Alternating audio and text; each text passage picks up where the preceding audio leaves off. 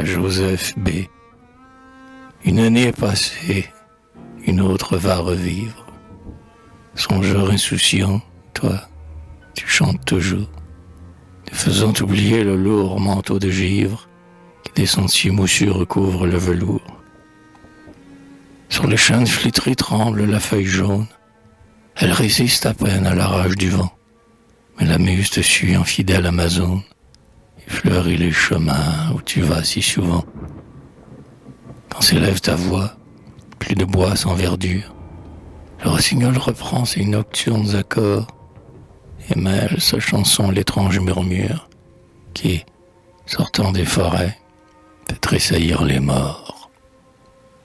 Ah, puisses-tu sans cesse, enfant des chastes muses, ranimer dans tes vers un éternel printemps et redire ces mots que les femmes, confuses, écoutent résonner dans leur cœur palpitant.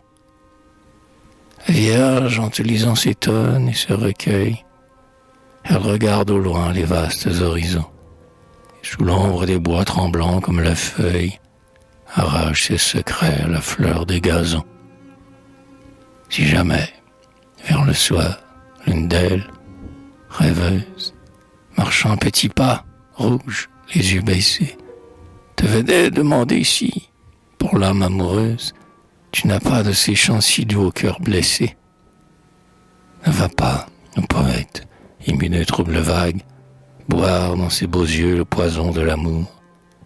Et lui prenant la main pour admirer sa bague, presser de son bras blanc le gracieux contour. Veille sur ta raison, car la femme est perfide, telle qui croit le surprendre est souvent trop bien pris. Des molles voluptés, le poète est avide, mais il peut rencontrer la haine ou le mépris.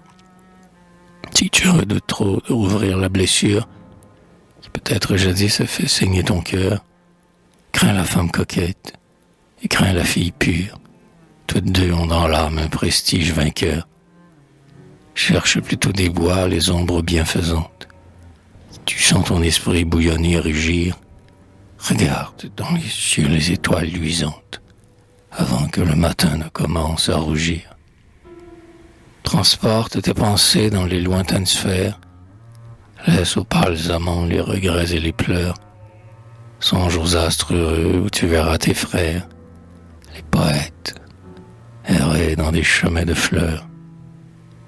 Mais que dis-je, au moment où ma lyre prudente t'avertit, doux chanteur, qu'il ne faut pas aimer, la tienne, en soupirant, parlera à mon âme ardente, et tu brûles mon cœur au lieu de le calmer. La nature toujours t'entraîne vers la femme, vers les épais taillis où l'on se perd à deux. Ce n'est pas la forêt qui peut t'assouvir l'âme, ni le chant des oiseaux, ni la splendeur des cieux.